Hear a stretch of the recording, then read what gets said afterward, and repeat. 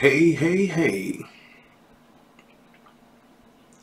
Now let me see if I got it going over here.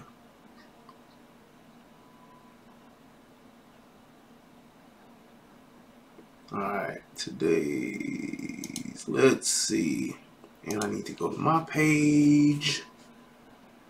And once I go to my page, I should see something, and I don't see it. But it's saying that it's there. Why am I tripping over stuff that I know is there? It's Mike Lowrey. Because I'm Mike Lowrey.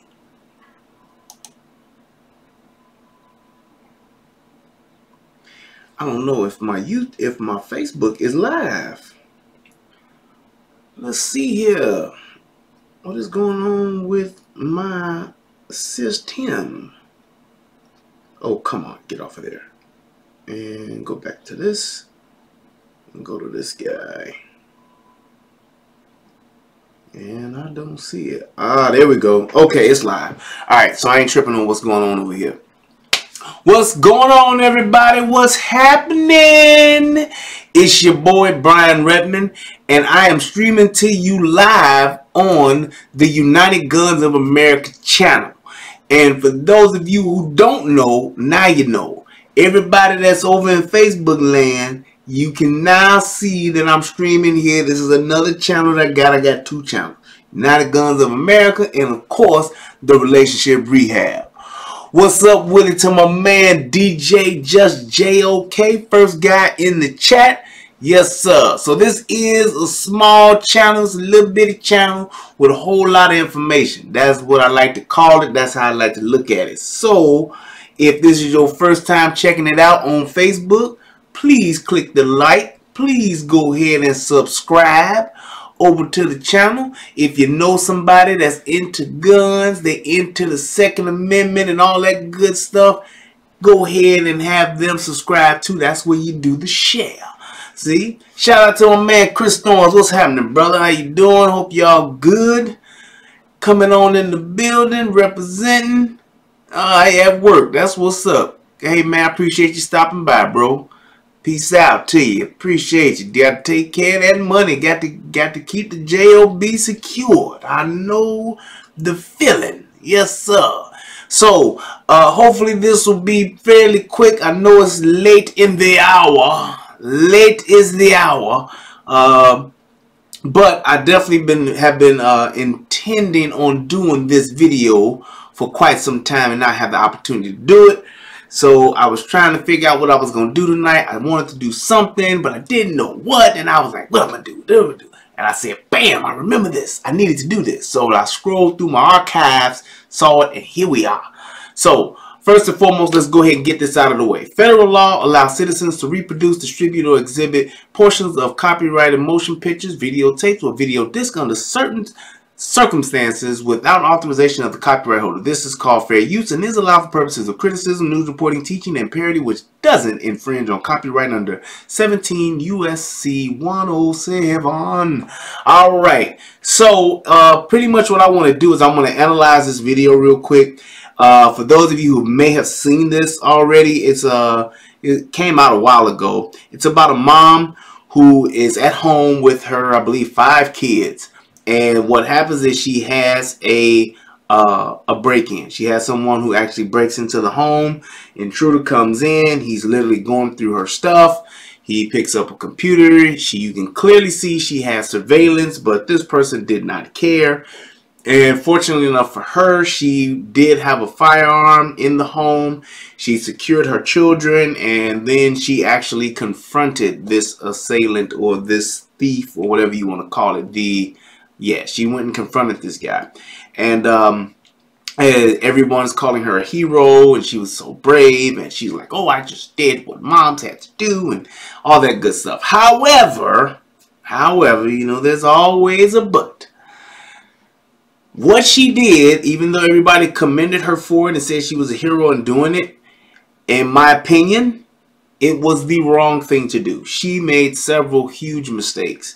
And the reason why I wanted to point that out is because I don't want other people to see this video and think that this is the thing to do.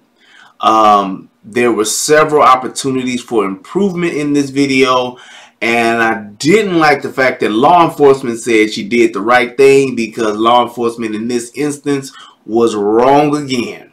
Wrong, wrong, wrong. And I'm going to tell you why and how she was wrong and what she should have done. Because when you're talking about doing things like this, or when you're in a situation when you are, presenting a firearm, you are potentially putting yourself into a situation where you're going to be in a gunfight, or you're going to have to use your firearm. And that is something that is very serious, and it is definitely, lives are at stake. Not just your life, but lives are at stake when this happens. And so you don't necessarily want, the last thing you want to do is have to use your firearm. It is. And everybody that carries firearms, everybody that has their CCW or the CPL, whatever y'all call it in the state that y'all in, hats off to you. You definitely should. If you want to carry and shoulder the responsibility of carrying a firearm, there's a daunting responsibility. Yes, I used the word daunting. Look it up. It's a daunting responsibility. However, it is a good thing to do. For those of you that can shoulder that responsibility, I encourage you to do it. There are some people who cannot shoulder that responsibility, who cannot carry the responsibility of being able or being in a position to where they may one day have to take a life. And that is something that is extremely serious. So with that being said, I want to jump into the video, and I'm just going to point out some things. If you guys got questions, definitely post them in the chat, because this is a smaller channel. It allows us to have a more intimate conversation because I don't have a bunch of posts going up.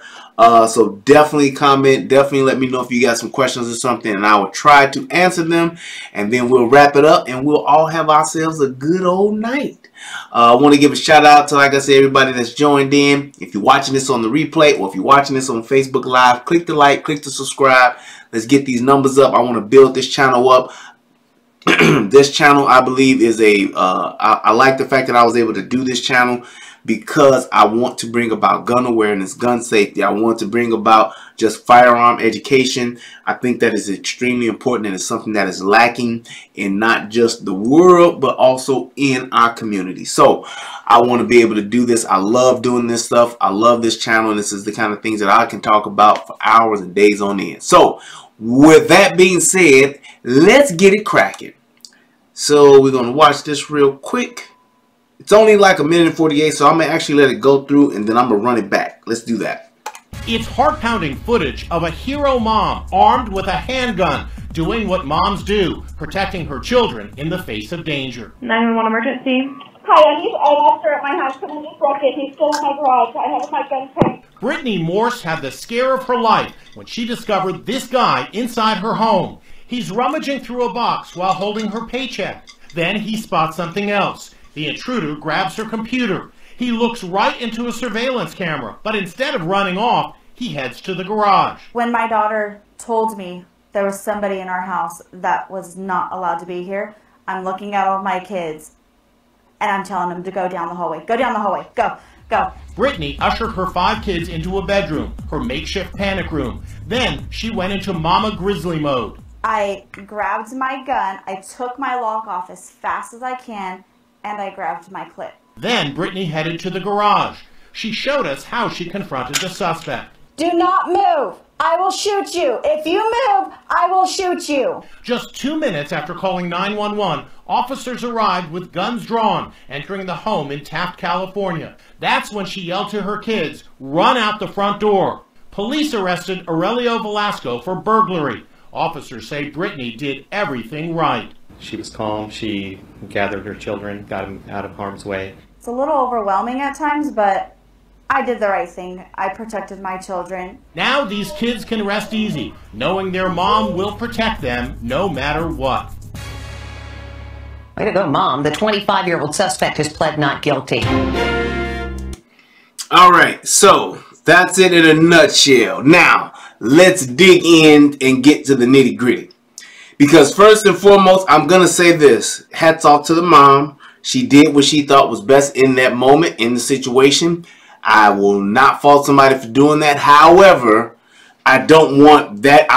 My problem with it was that video being a point of reference for somebody else, for some other person to see this man or woman, young boy, young girl, whatever the case may be, and think that that is the thing to do, because it is not. And so that's why I wanted to bring this to light. And for those of y'all that's in here, make sure y'all click the like button. I know it's only about 5 of us watching, but damn it, I want 5 likes. So let's go ahead and get that up, get that going. But let's do this. So let's go ahead and let's break it down. So first and foremost, I'm going to start it off. Armed with a handgun, doing what moms do. She's armed with a protecting handgun. Children in the face of danger. 911 emergency. Hi, an officer at my house. Someone just broke in. He's still in my garage. I have my gun trained. Brittany. Now, first mistake. Once somebody broke in the house, first thing she should have done was got her kids, got her gun, and then called 911. So I don't think they necessarily showed that transition as how that happened, but I'm going to state what's going on, the right thing to do. First thing you do is secure yourself, your kids, your loved ones. You get them secured. And she showed where she puts them into what you would call a panic room, or the room where you're going to make your final stand. That room is where you want to be able to be the safest. Hopefully it's a room where you can get everybody to fairly quickly. But one of the key things about that is that you want a room where there is one entrance and there is possible cover or concealment in that room. Okay, so Morse had the scare of her life when she discovered this guy inside her home. He's rummaging through a box while holding her paycheck. Then he spots something else. The intruder grabs her computer. He looks right into a surveillance camera, but instead of running off, he heads to the garage. When my daughter told me there was... So they're saying that he's in the house, rummaging through the house. Then he makes his way into the garage. So he's clearly not in the house anymore, and this is what she does. Somebody in our house that was not allowed to be here. I'm looking at all my kids, and I'm telling them to go down the hallway. Go down the hallway. Go. Go. Brittany ushered her 5 kids into a bedroom, her makeshift panic room. Then she went into Mama Grizzly mode. Now this is where the shit starts to go left. So the first thing she did was absolutely correct. She got her kids into that room, all of them, so you know where everybody that you care about is in this area. They're safe and they're in this area. Now here's where she did the wrong thing. And I'm going to go ahead and nail that first up. I grabbed my gun. I took my lock off. Now if you look at that gun, you're going to see that that gun has a lock on it. And basically what that lock is basically just a firearm that has a...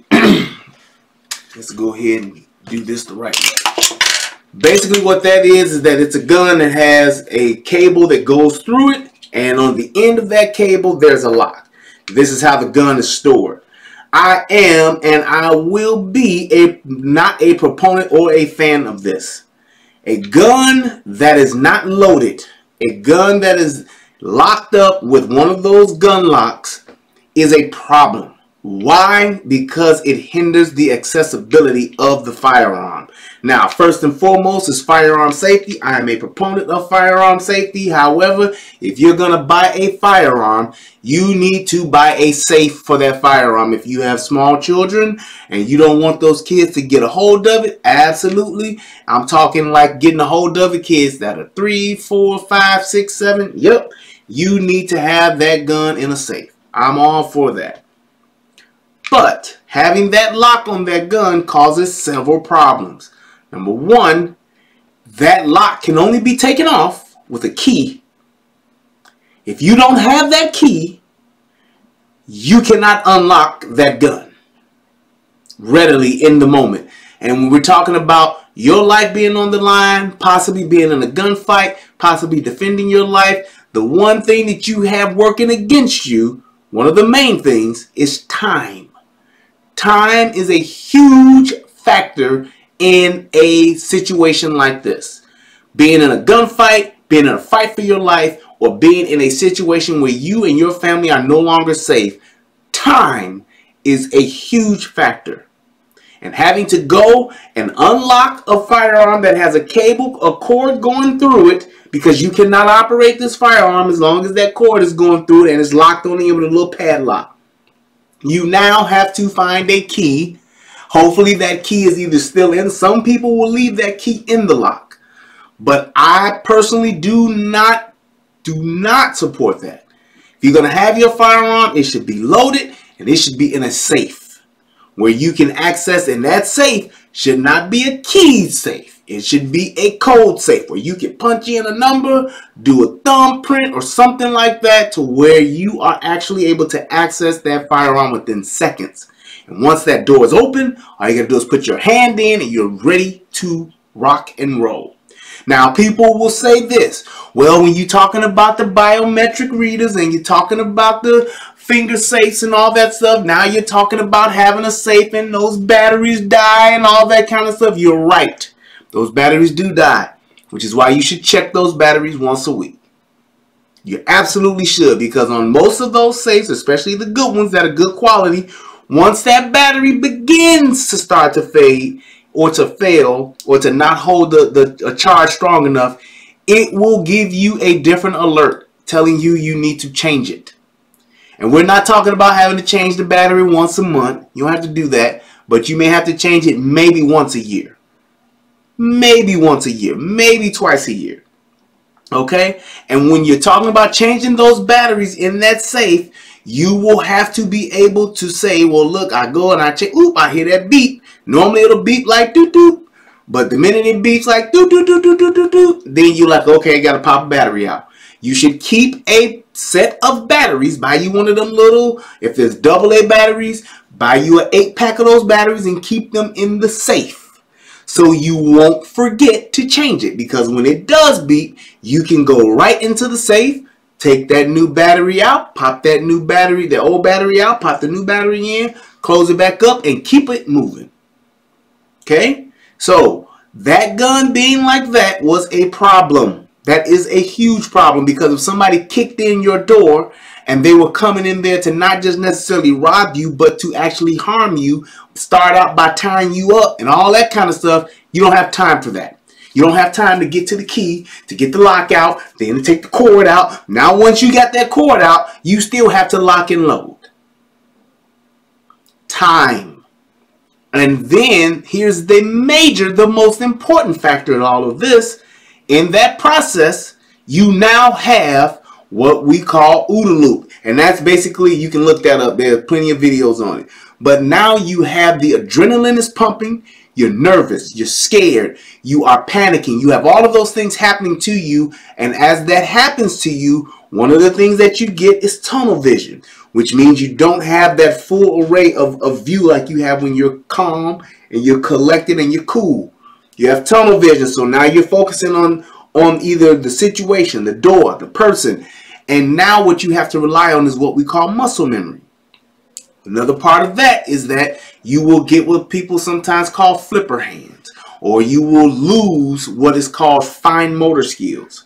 That's one of the reasons why I never tell people to rack your slide with the pinch. I know it looks cool in the movies, but doing this, yep, it looks cool, gives you the cool sound and all that good stuff. But when you are under duress, when you are nervous, when you are panicking and your adrenaline is pumping, it can get very difficult to do this. I know it seems easy. I know it seems like, oh, I could do that. It gets difficult, which is why I always tell people, and what is taught in law enforcement is the overhand grab. You grab that slide like that. That is a gross motor skill because you're using your whole hand. Okay, even when it comes to you doing what we call a tap and rack, where if you have a jam or if you have a failure to load or you have a failure to fire, you tap the magazine and you rack the slide. When you do that, that will chamber and cycle the gun and put in another round. Trying to do that and you're trying to pinch like this, you can literally have, or you can be all thumbs, and you can literally not be able to cycle your firearm because you've lost your fine motor skills. So always remember to grab the slide and to rack this way, okay? Some firearms have very strong springs, and especially for women, it can be very difficult to rack a slide like this. That's why I tell most women, when you go and try a firearm, that should be the second thing that you do.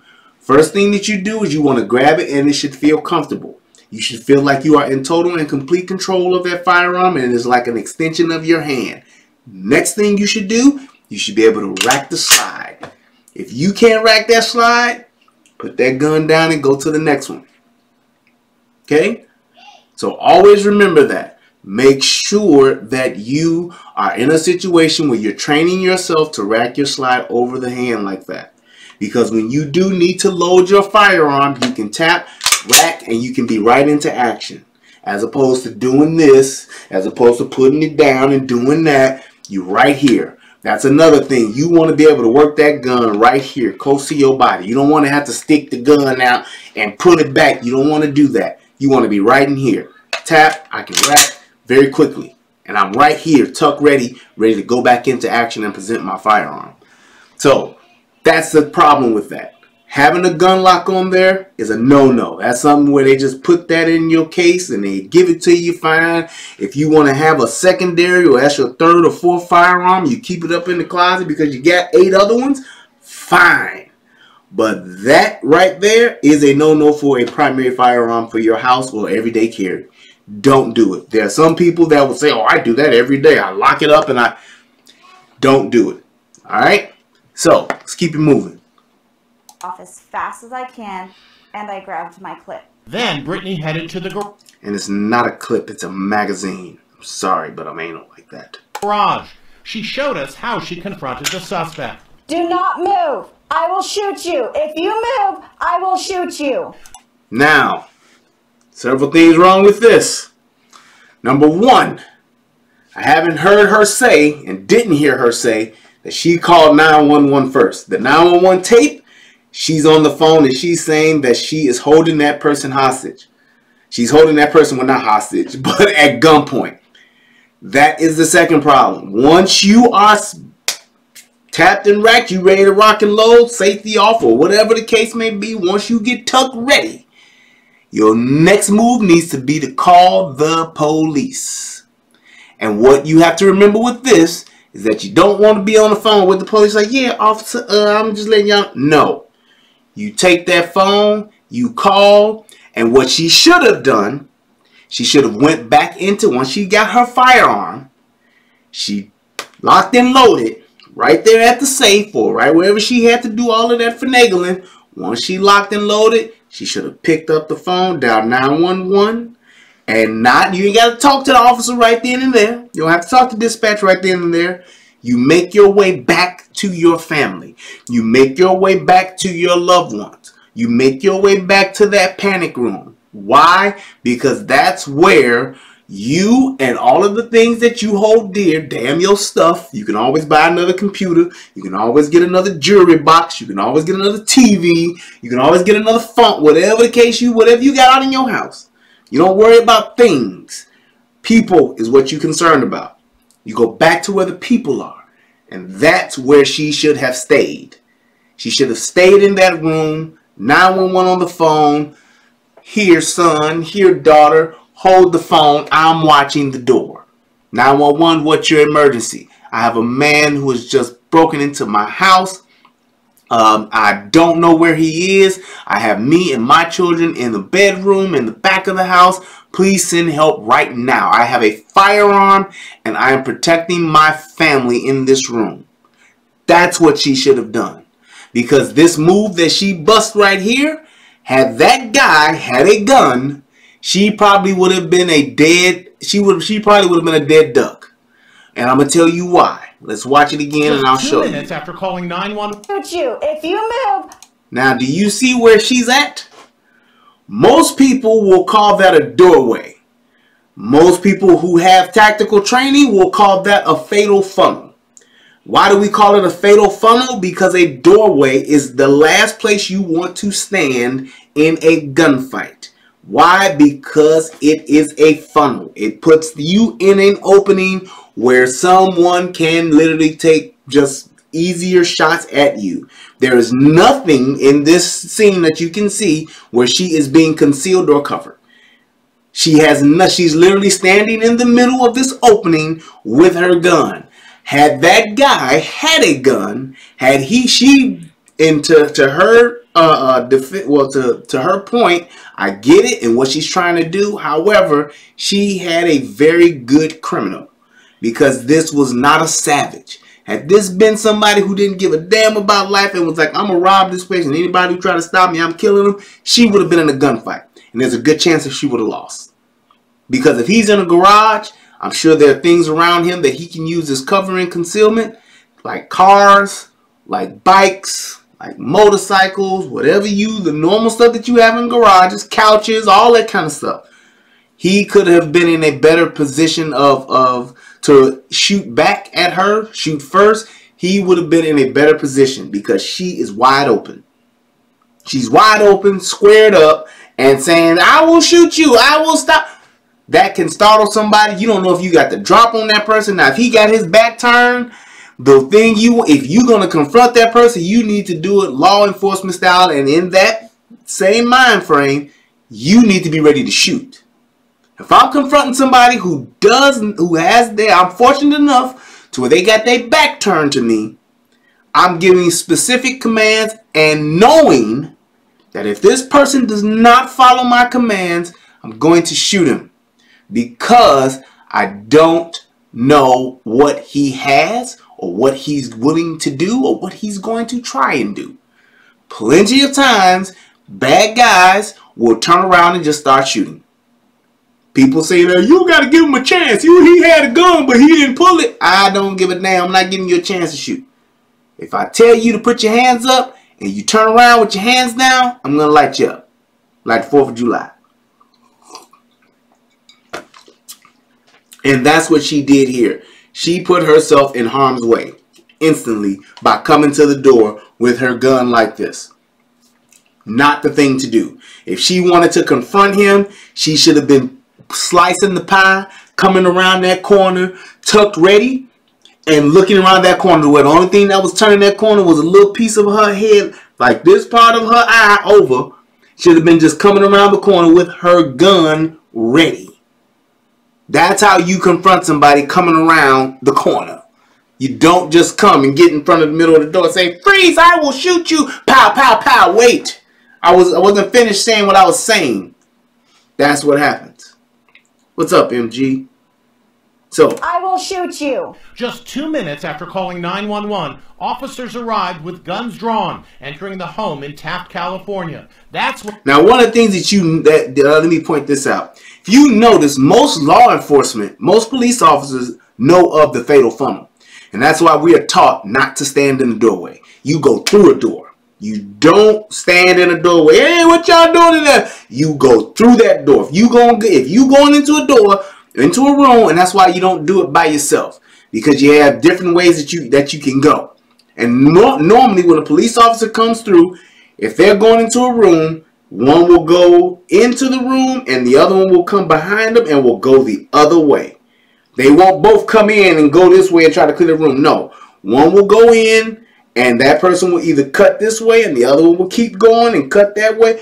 One of those people will not come in back to back and stay together. They usually come in, you go into the room, I come in behind you, I break off immediately. Because if there is somebody in there, between the two of us, we should be able to get some type of advantage to where one or both of us can take that person out if need be. Okay? And when you cut that corner, I mean, they definitely have been trained on this several times. You cut in quick. You don't come in and look around. You cut in quick and you start scanning that room looking for the bad guy. All right? So that's definitely one of the things she did not do. She was sitting there at that doorway, standing in that fatal funnel looking. And that would have been a huge problem for her. Because here's the bad part. If this is a really bad guy and he shoots her, now what happens? The 5 kids that are in the panic room are now defenseless. So now, if I'm going to say, well, man, I've killed her, I can't leave no witnesses. I'm going to kill everybody else. And if those kids are in that room hiding, hopefully they will hide to the point to where that person won't go looking for them or don't hear them or whatever the case may be. But you don't want to leave that to chance, which is why she should have stayed in that room. And then she should have had her gun pointed at that doorway, because that's the fatal funnel. Whoever's going to come in this room and get us got to come through here. So that's why I'm going to stand right wherever I can with some cover. If I can get behind a dresser, if I can get behind a bed, if I can throw a mattress up, something to where I can sit and wait on this bad guy to come through this room. If he don't, he can have whatever else is in the house. I got the police on the way. The police know where I'm at. And I don't know where this bad guy is, but the police will get to him before I do, because I'm not going to look for the bad guy. I don't need to be a hero. I need to be a protector. I need to sit back and I need to watch over my children. If they get me, if he gonna get my kids, he gotta come through me. You going out to confront him will put you in a bad position to where you can possibly lose your life or get badly hurt, which will leave your children unprotected. So if you're in a house with your kids, you hear a bump in the night, you hear somebody come in, you think somebody's in your house, get your gun, call the police, get your kids, get your gun, call the police. Get them on speakerphone, leave them on regular phone, and you just do the talking. And all you want to do is give them as much information as you possibly can. Tell them where you're at in the house. Tell them what's going on. And if you got to keep your mouth shut, then just shut up and let them trace your call. They will do that. They will do that. So that is huge as to where you are, and you need to bunker in. Don't go out looking for trouble. Don't go looking for a fight, because if you find one, you might not be ready for it. Okay? So keep that in mind. Those police officers that are busting in through there like gangbusters, they have on vests. Those police officers, when we come through and you going to slice the pile, you going to just go straight through that face, you got a vest, something to help protect your midsection, your center mass. So if you do take fire, you got something to possibly help you or to possibly save your life. But you walking around in a t-shirt and some sweats or whatever talking about, don't you do this, I have a gun and I will shoot. You can seriously get yourself hurt. So I give my, like I said, I tip my hat off to her. She was very brave, but she was also very stupid. Don't do that. Moms, single moms, married moms, whoever, dads and all of that. You don't have to go be a hero. What you see on TV and what you see in the movies, it'll be just that. A motion picture or television show. Don't go looking if you're not trained to do it. Because at the end of the day, you making a wrong move, a wrong turn, somebody can get the drop on you, somebody can get the drop on your family, and they can take you out, and now they have free reign to take out whoever else. Alright? So just keep that in mind. Don't go looking for the trouble. Call the police, get your gun, bunker in, and hold down your position. If you are in a situation where you can completely get out of the house, get out. Get away from the situation. Absolutely do that. Most houses, you don't have that opportunity. And if it's late at night or 2 o'clock in the morning and you hear that bump in the night, you may not be in a position to do that to where you and your kids can get out the house. So if it's like, man, I hear something, let me get my gun, let me go into my baby's room. Let me go into my kid's room. Let me get my wife and we go into the kid's room. You get on the phone, you make the call, I'm watching the door. So we know where the kids are at. Now, let me say this. If there is a kid in another room, let's say this is happening at night or this is happening today, and your kids are separated, you got to go get your kid. Got to go get your kid. You better move in silence. You better move to the point to where you don't get caught if you got to go. I'm not going to tell you to go. I'm not going to tell you not to go. That is up for you to decide.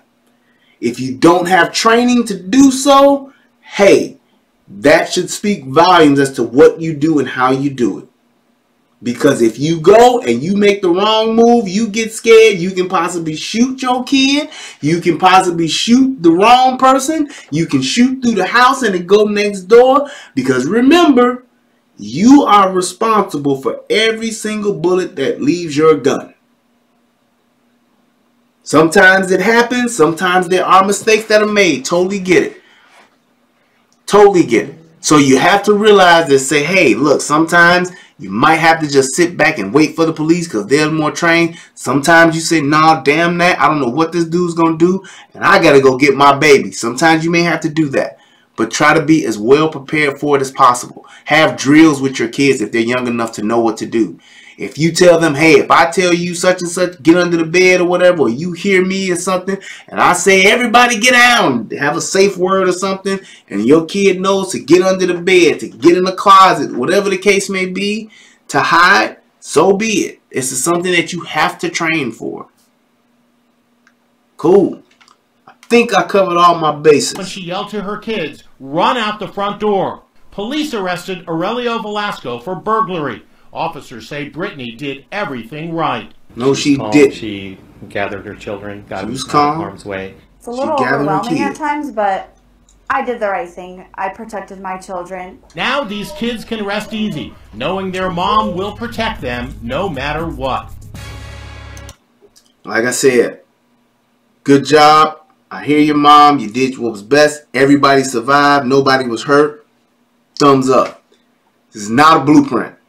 This is not textbook. This is what you do, moms. It's not that. So make sure that you guys are safe. Make sure that you guys call the police. Have your firearm accessible. Have it ready to go. Okay? Have it ready to go. Because you never know when it's going to be. Do you have 15 or 20 seconds to unlock your firearm and then load it? You may not have that time. Time yourself in doing that. For those of you who might just be advocate, oh, I keep my gun unloaded, I don't keep one in the chamber. Time yourself and see what happens or how long it will take for you to get your gun ready by having it in a gun lock. Just time yourself and see, and then really think about it. Do I have this much time and can I make this much noise? Because a lot of times you won't. And you don't want to be in a situation where you got to decide that. Where you got to choose. I wonder if they hear me. I wonder if I got to do this. If I can do this. If I got time. I can't find the key. It's dark. Where's the key? You see the key over there? I thought I put it here. Where's the key? Okay, I'm trying to get the key. That's a fine motor skill trying to get that key in there. It's a fine motor skill trying to pull that slide back. It just is. And if you're not practicing that every day, you're in even worse shape than what you thought. It's all about muscle memory. When you get in a situation where you're panicking, when you're in a situation where your adrenaline is pumping, when you're in that situation and OODA loop is taking over, the only thing you have working for you to your advantage is muscle memory. Muscle memory is just you practicing and being repetitive with a certain or particular set of moves. That's all you got. So I hope that this video helps somebody become a better version of themselves. I hope that people can learn from this. If you want to, please subscribe to the channel, click the like button, and share this video to other people who may be in this situation, or you may have this situation. Get it to your wives, get it to your girlfriends, get it to your mamas, your aunties, your brothers, your sisters, all your friends. Get it to as many people as you possibly can so that somebody can learn from this. Remember, it's always better to have it and not need it than to need it and not have it. If you stay ready, you don't have to get ready. Alright? So shout out to everybody that came through, the whole 6 or 7 people that watched. I appreciate you. That's what's up. Till next time, people. Peace. And I'm out. Does anybody have any questions before I get out of here? Let's see. And you need to realize timing it. You really need to add time. That in case of nerves. Yes, absolutely right, Darcy Ann. Yep. So, thanks everybody. I want to give a shout out to Jimmy D. Shout out to Kashani. Shout out to Darcy Ann. Shout out to Super T. Shout out to Michelle Glass. Shout out to Skohar. Thank y'all for dropping by. Is that everybody? I think it is. That's what's up. Peace, and I'm out. Let me go ahead and click on this. Come on. There we go.